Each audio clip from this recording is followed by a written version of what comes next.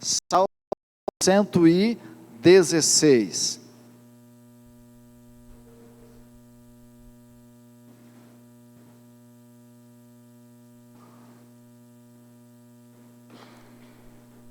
Isso, está na projeção se você não tiver Bíblia, mas se tiver, acompanhe na sua versão, faça as anotações devidas para que você possa compartilhar lá no seu PGM.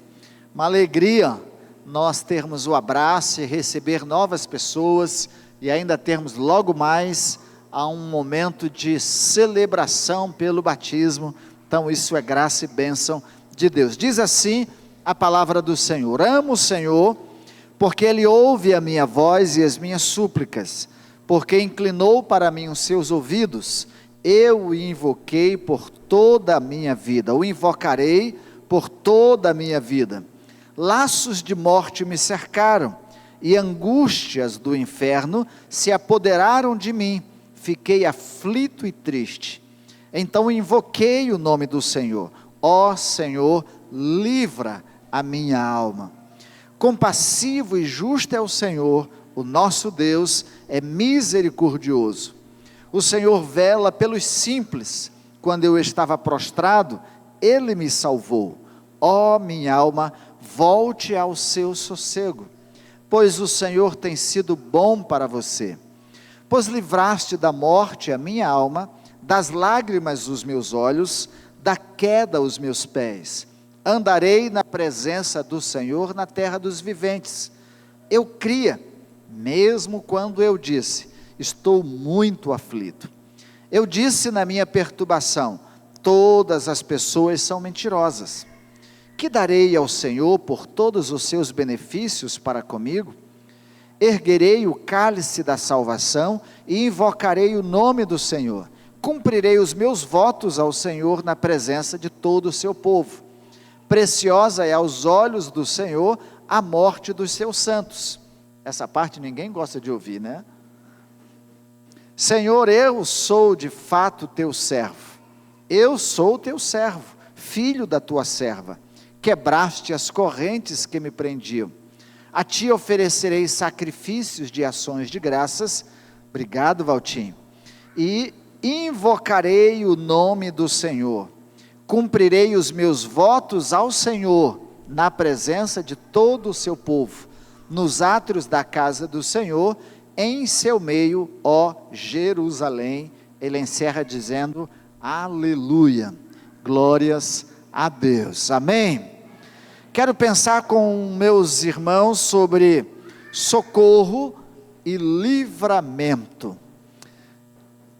Ontem à noite nós tivemos um culto de ação de graças pela vida do pastor Paulo e pela vida da nossa irmã Esté, sua esposa. Deus tem feito maravilhas na vida deles. Eles testemunharam de como Deus os curou, de como Deus os livrou da morte e de como Deus tem sustentado suas vidas. Mas ao ouvir o testemunho deles e partilhando hoje esse texto com os amados, quanta coisa Deus tem feito no nosso meio, não é verdade? Pastor Wilson acabou de testemunhar o seu livramento da morte. A Sandra pôde testemunhar o seu livramento da morte. O Paulinho pôde testemunhar o seu livramento da morte. O Paulinho tinha menos que 30% do coração funcionando e com uma impossibilidade de continuar sobrevivendo, com todos os riscos e muitos outros. A gente poderia citar aqui do livramento de Deus, Sueli e tantas outras pessoas que compartilham daquilo que Deus trouxe como cura, de como Deus os livrou. O salmista aqui nos faz exatamente isso, e quero pensar com vocês nesse salmo sobre o socorro e o livramento de Deus. Porque quando a gente pensa em livramento e socorro, a gente pensa só na morte, uma doença grave, e se entendemos que este salmo for escrita pelo rei Ezequias, porque nós não temos de fato quem seria o autor do Salmo 116, quando a gente lê o livro dos Salmos, a tendência é pensar, Salmo de... Todos nós pensamos assim. Quem escreveu os Salmos? Davi. Mas os Salmos foram escritos por diversas pessoas, profetas, reis, cantores, né? Então, dentre estes, há a possibilidade do rei Ezequias, rei de Judá, ter escrito esse salmo. Então, convido vocês a me acompanharem no texto e a gente observar e daqui tirar algumas preciosas lições para a nossa vida. Primeira delas, uma declaração de amor do salmista.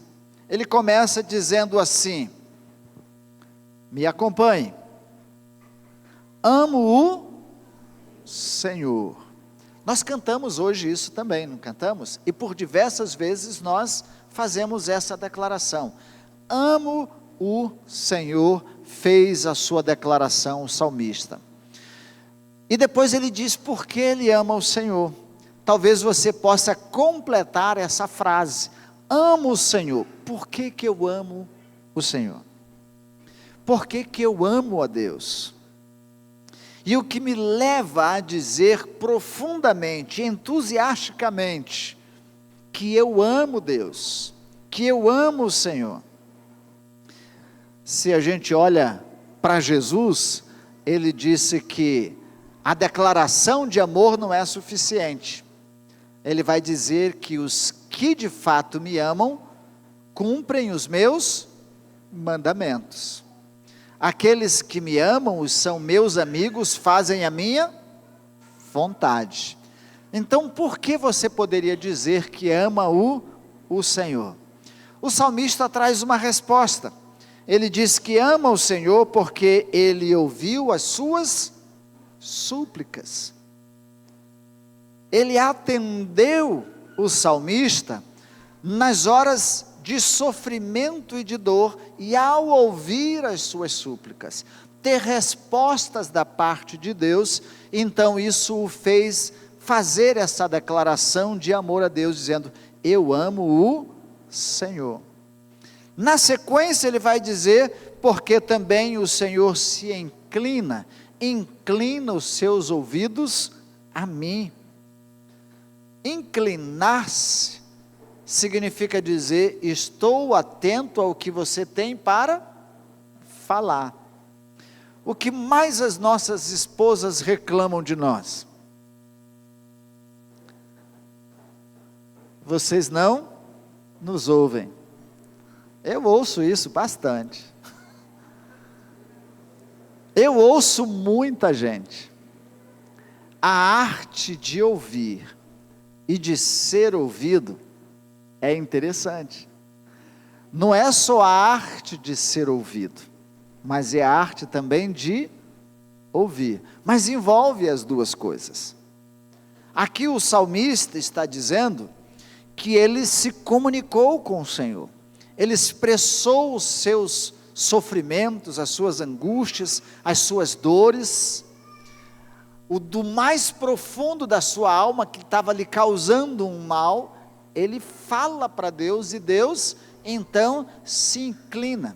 Não tem aquele momento que quando alguém está falando para a gente e a gente empaticamente inclina o corpo para dizer que nós estamos ouvindo e atentamente ouvindo aquela pessoa?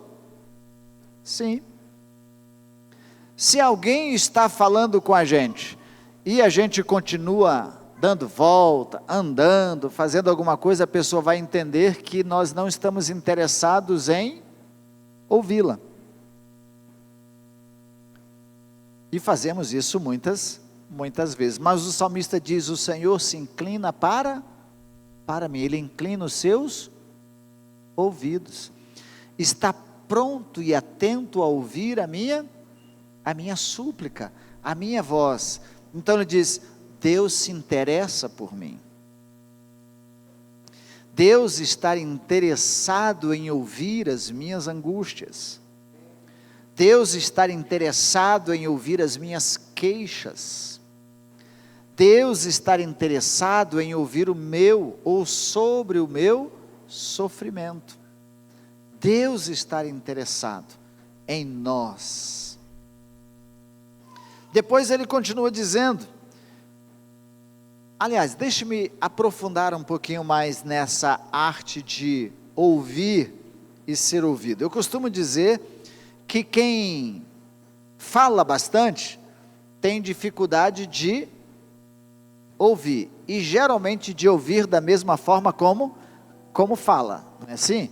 Quem, por exemplo, gosta de ser ouvido e cobra bastante, ou grita, ou pragueja e fala e difama porque ele quer ser ouvido,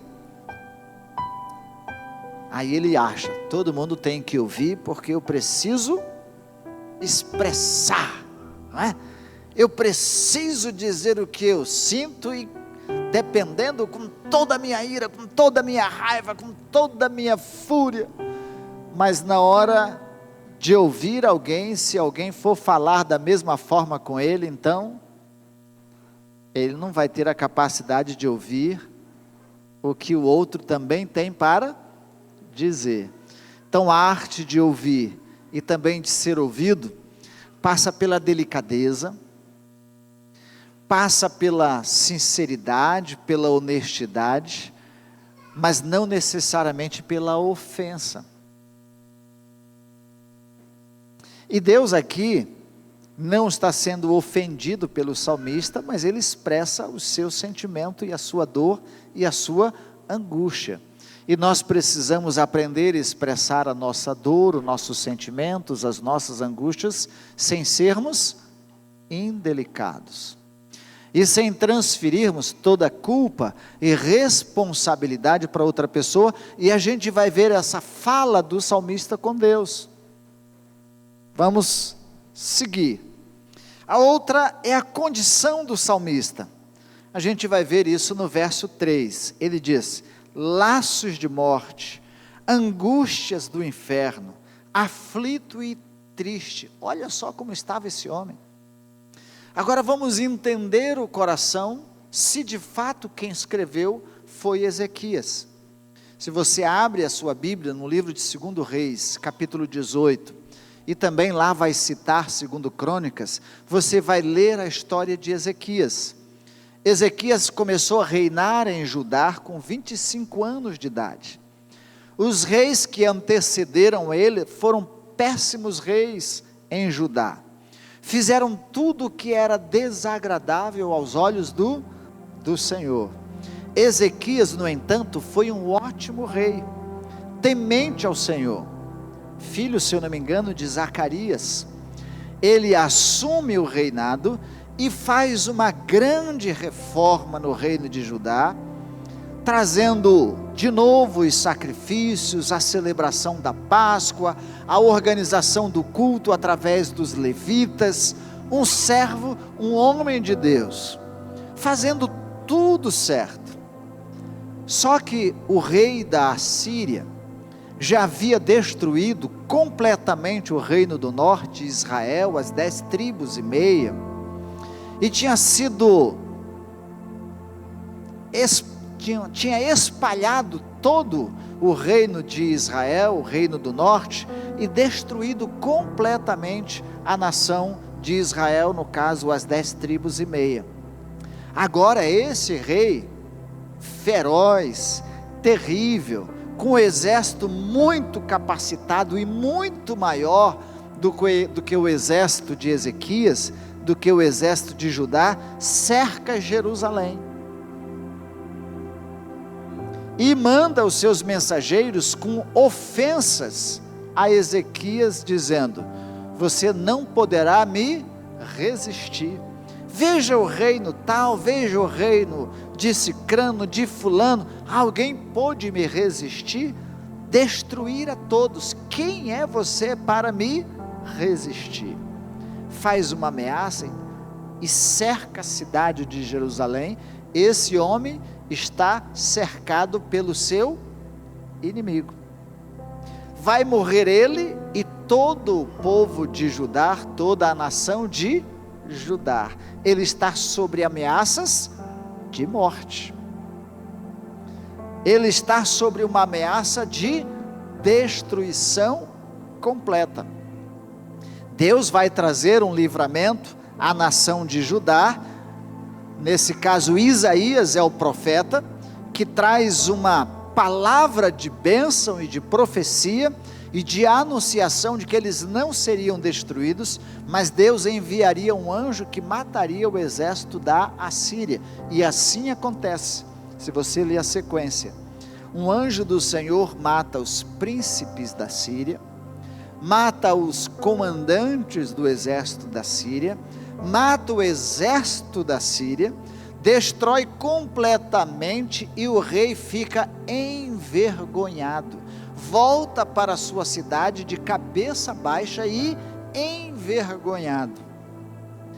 Ezequias se envaidece: no meu reino, olha, vencemos, conquistamos a batalha, vencemos. E ele, por se envaidecer, um profeta anuncia que ele vai morrer, que ele teria que pôr a sua casa em ordem, porque ele iria morrer. Agora, se antes a ameaça era do rei da Síria, agora a ameaça vinha da parte de Deus: você vai morrer daqui uns dias.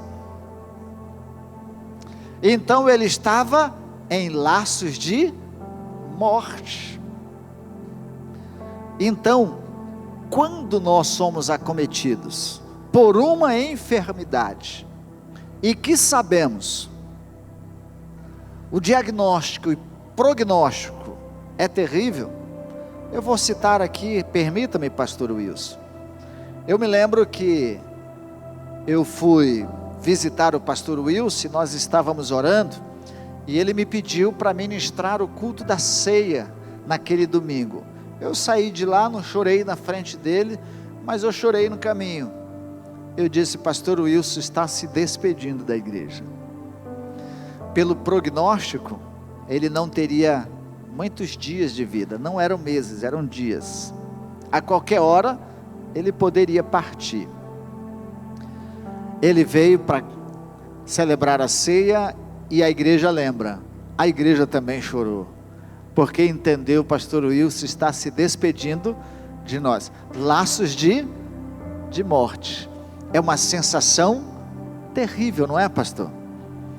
Apesar de ter o consolo de Deus, o conforto de Deus, mas é a expectativa, a possibilidade: vou partir, vou deixar os filhos, vou deixar os netos, vou deixar o esposo, vou deixar a esposa, vou deixar os amigos, vou partir. É numa dessa que as pessoas envolvidas pelos laços da morte gastam tudo o que tem para tentar salvar a sua vida, e nem sempre são salvas. A Soninha,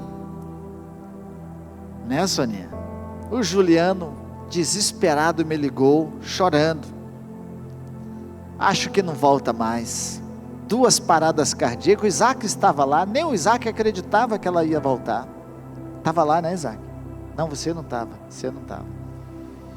Ninguém acreditava que a Soninha ia voltar. Está aí, ó, inteirinha. Laços de morte, não foi, Soninha? E outros que já passaram por momentos como esse. Eu me lembro, quando fui acidentado de morte, os mais antigos aqui lembram, quando eu caí do lado de lá do carro, que eu bati no chão, que eu abri os olhos: estou vivo. Mas pensei: estou no meio da rua e vai passar um carro, passar por cima de mim. Naquela hora eu pensei: Vívia, Larissa, Raíssa, passa um filmezinho rapidinho. Fiz alguns exames, não conseguia respirar, pensei, afundou tudo, quebrou tudo, né? Não conseguia puxar o ar, examinei, mexi o dedinho do pé, mexi o pé, disse: pelo menos eu acho que eu vou conseguir andar. Laços de morte, é angustiante. O sentimento subsequente do salmista diz angústias. Saber que ele, como rei, poderia perder o seu reinado, perder a nação, perder a comunidade por inteira. Ele já tinha visto seus irmãos, o reino vizinho, o reino de Israel, ser subjugado, ser morto, ser espalhado, ser levado para a Síria, espalhado para outras nações, perdido sua identidade, deixado. Agora ele estava sob a mesma ameaça, e também estava sob a ameaça de morte.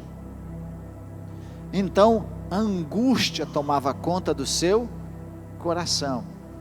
Por vezes as pessoas nem estão envolvidas por laços de morte, mas apenas por um sentimento de angústia, de tristeza profunda, que nem conseguimos às vezes dar nome ao sentimento. As pessoas costumam só dizer aperto no peito, uma sensação de que alguma coisa muito ruim vai acontecer, de que uma catástrofe, algo terrível, de que a vida está tão preto e branco que ele não consegue enxergar saídas, soluções, não consegue dormir, não consegue se alimentar, não consegue se alegrar, não consegue ver nada positivo, e nessas horas, alguém é responsável por esse sentimento. E aí começa um processo da mente selecionar quem é culpado por essa dor da minha alma. Será que é meu esposo? É minha esposa? É quem me ofendeu? É quem me machucou? São as pessoas que viveram, que fizeram isso, que fizeram aquilo? A nossa mente passa por um processo de selecionar a responsabilidade daqueles que nos deixaram no estado de angústia. É nestas horas que muitos também blasfemam e difamam Deus. Será que Ele não está vendo a minha dor, o meu sofrimento, a minha angústia, o meu aperto, desejo de morrer, de sumir, de desaparecer? Será que Deus não está vendo essa situação? Assim estava o autor dos Salmos, angustiado. A outra expressão é aflito. Esse dia falei com o Emerson, tive o contato com, agora nós temos capelania para caminhoneiro e carreteiro, porque carreteiro, chamar um carreteiro de caminhoneiro, ele vai ficar ofendido, né, Emerson? Então é carreteiro, né? Aí ele dirige um bitrem, um tritrem, alguma coisa, mas não é só um caminhãozinho truco ou uma F4000. Nada contra você, Talmi, que dirige a F4000, não é nada disso, mas ele dizendo, nos postos de gasolina, atendendo os caminhoneiros, muitos estão tão aflitos, tão angustiados, que o desejo de tirar a vida é uma constante. E nesse trabalho de capelania, de atender essas pessoas, ele tem acompanhado muitos deles. Outros nem receber ajuda conseguem. E tem muita gente assim, e eu atendo e cuido de muita gente assim. A aflição é não ver saída, é estar num estado de não ver perspectiva. Então as pessoas aflitas e tristes, essa era a situação do salmista, essa era a sua condição.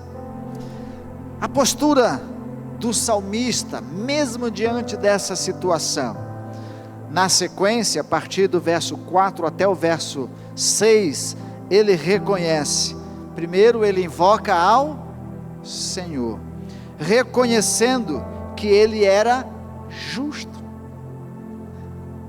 Deus é justo, a sua justiça não falha, a sua grandeza. Ele também começa a reconhecer que Deus é um Deus de misericórdia. Ele reconhece que Deus é um Deus que cuida dos simples, por mais humilde, por mais simples que a pessoa se sinta, ou seja, Deus não o desampara, Deus não o abandona. ele reconhece a bondade de Deus. Então, essa é uma postura que, mesmo que estejamos em laços de morte, em angústia, aflito e triste, não podemos deixar de reconhecer que o nosso Deus não é injusto, mas Ele é justo. Deus não deixa de usar de graça e de misericórdia, porque Deus é misericordioso.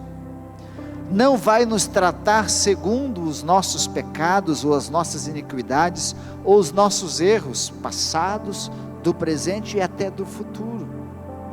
As suas mãos não estão encolhidas que não possa abençoar, mas estendidas e prontas sempre para abençoar e socorrer. Ele é aquele que, conforme Isaías diz: vinde, comprai, comei, bebei de graça. Ele é a expressão máxima manifesta em Cristo Jesus, dizendo: vinde a mim, todos vós cansados e oprimidos e sobrecarregados, e eu vos aliviarei. Tomai sobre vós o meu jugo, porque o meu jugo é leve, o meu fardo é suave. Aprendei de mim. Ele é esse mesmo Deus.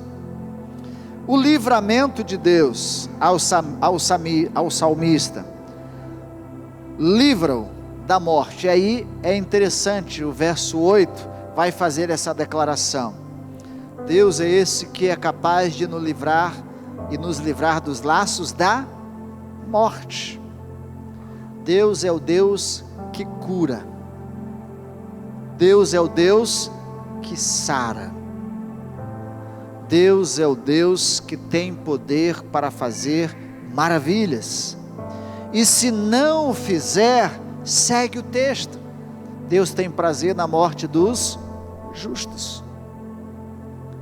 Também não podemos morrer de tristeza, se Deus quiser nos levar, sabendo que fomos justificados por Cristo Jesus, que Ele tem prazer em nos levar para estar com Ele. Olha que alegria! Ao levar os seus escolhidos e os seus santos, é porque Deus quer a companhia deles. A gente já tem a dele, mas na eternidade Ele se alegra com a morte do justo, mas com a morte do ímpio Ele não se alegra. O que temos que fazer? Sermos justificados por meio de Cristo Jesus. Ele é aquele que cura a sua alma da tristeza. Vamos ver o verso 8.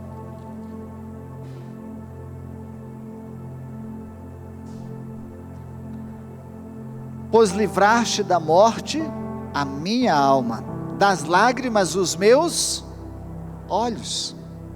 Então, Ele é aquele que está pronto também a enxugar dos nossos olhos toda a lágrima.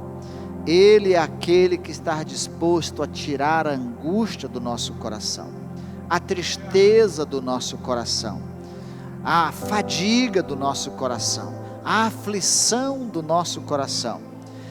E as Escrituras nos são claras quando diz: não andeis ansiosos por coisa alguma, antes as vossas petições sejam em tudo conhecidas diante de Deus, com orações e súplicas, e a paz de Deus, que excede todo o entendimento, guardará os vossos corações em Cristo Jesus.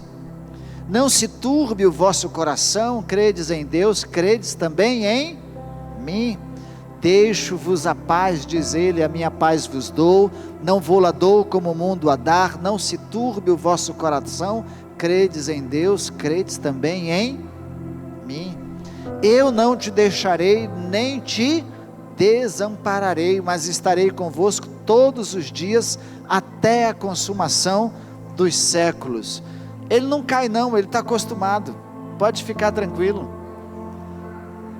Ele estava sumido há 2 dias, o máximo que ele quer é beber água. Ele está aflito, mas ele não quer se suicidar, fiquem tranquilos, não é típico do sacerdote. Boa ilustração, né? Menos aflito agora o coração de vocês? Então tá bom. Então Deus é esse que enxuga dos nossos olhos toda lágrima. Depois a sequência do Salmo ainda diz: é aquele que também me livra da queda dos meus pés. É o sentido de que Ele nos livra também das tentações.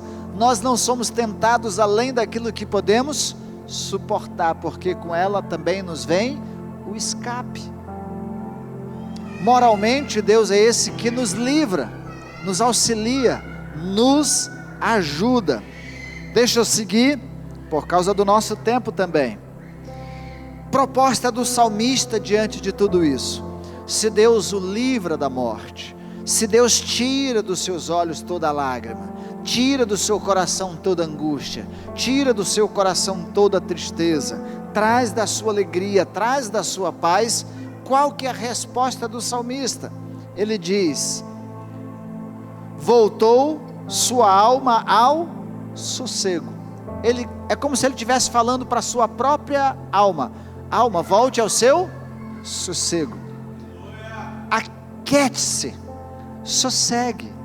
Deus tem dado alento, Deus tem cuidado de você, Deus tem te socorrido, Deus tem te livrado. Sossegue o seu coração, sossegue a sua alma, sossegue o seu espírito.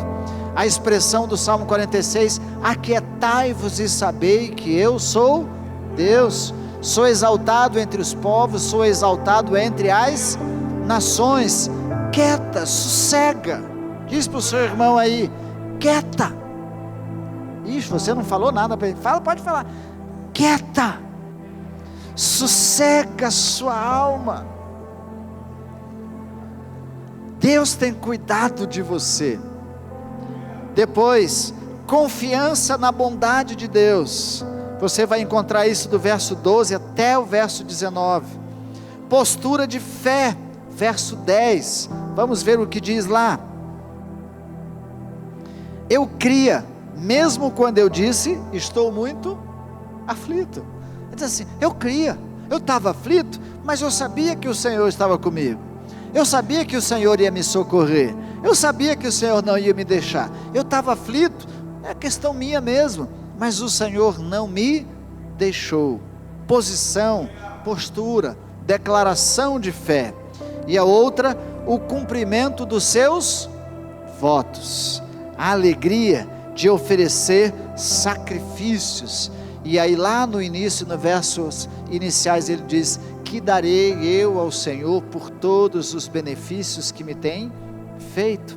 Oferecerei sacrifícios no altar do Senhor, na casa do Senhor.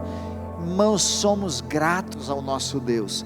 Não nos resta durante toda a nossa vida senão adorá-lo, engrandecê-lo, servi-lo, confiar nele, descansar nele, cumprir os nossos votos, os nossos propósitos apresentados diante do Senhor, sejam eles quais sejam.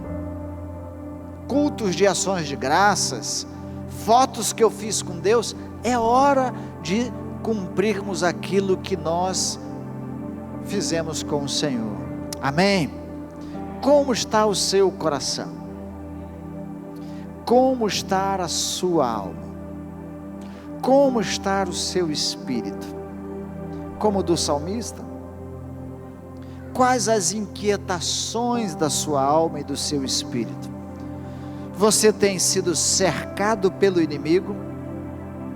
Estado em laços de morte? A angústia aperta o seu peito, toma conta da sua alma, do seu coração? O seu espírito estará abatido e triste? Confie no Senhor. Ele é bondoso e misericordioso. Ele é justo e poderoso. Ele está sempre pronto a socorrê-lo. Amém? Vamos nos colocar em pé, vamos orar, vamos nos apresentar diante do Senhor. Quero convidar o pastor Rodrigo. Ele vai conduzir-nos daqui por diante na profissão de fé dos batizandos, enquanto nós nos prepararemos para estar descendo as águas batismais. Feche os seus olhos, coloque-se diante do Senhor, sonde o seu coração e permita que Deus sonde o seu coração. Sonda-me, ó Deus, e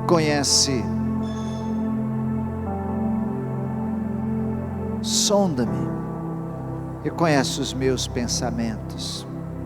Sonda-me, Senhor. E eu sei que conhece as minhas dores, as minhas angústias, os meus medos, os meus temores. Deus sabe quem é você. Deus sabe onde você está. Deus sabe o que você sente. Deus sabe o que você passa. Todo homem é mentiroso, disse o salmista. Ele não poderia confiar, todos nós somos falhos.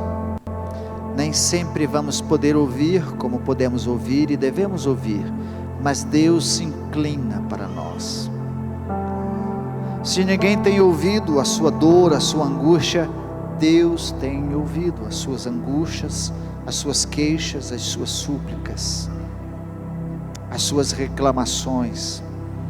Deus tem te ouvido e tem se inclinado a você e estar disposto a te socorrer, como socorreu o salmista. Pai do céu, o Senhor é conhecedor das nossas vidas, dos sentimentos mais profundos, que nem sempre compartilhamos com as pessoas, mas o Senhor sabe, as dores, as angústias, os medos, os temores, as aflições. Oh Deus, e eu sei que os teus ouvidos estão atentos e inclinados para todos os teus filhos que estão presentes nesta noite, que eles saiam daqui com a certeza de que o Senhor tem ouvido todas as suas queixas, todas as suas súplicas. É possível que o Senhor já tenha dado sinais a eles, provas a eles do quanto o Senhor os ama e se interessa e quer cuidar de cada um deles. Mas testifique isso dia a dia, momento a momento, especialmente naquelas horas mais difíceis, naquelas horas de maior aflição, de maior tristeza, de maior angústia.